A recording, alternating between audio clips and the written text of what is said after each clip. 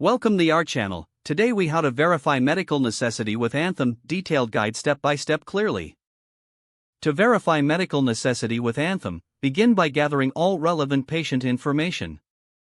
Ensure you have the patient's insurance details handy. Log in to your Anthem provider portal. If you do not have an account, create one by following the registration instructions. Once logged in, navigate to the claims section of the portal. Select eligibility and benefits from the drop-down menu. Input the patient's information into the required fields. This typically includes the member ID and date of birth. Click on the Submit button to retrieve eligibility and benefit details. Review the information displayed on the screen carefully. Look for the section labeled Medical Necessity or Pre-authorization. If the service requires prior authorization, note the specific. If there are any diagnostic codes or clinical criteria mentioned, make a record of those.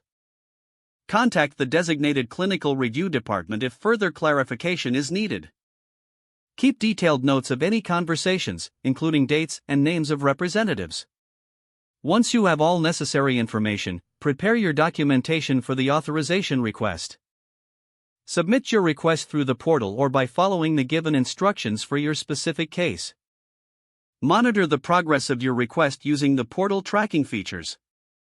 If the request is denied, review the reasons provided thoroughly.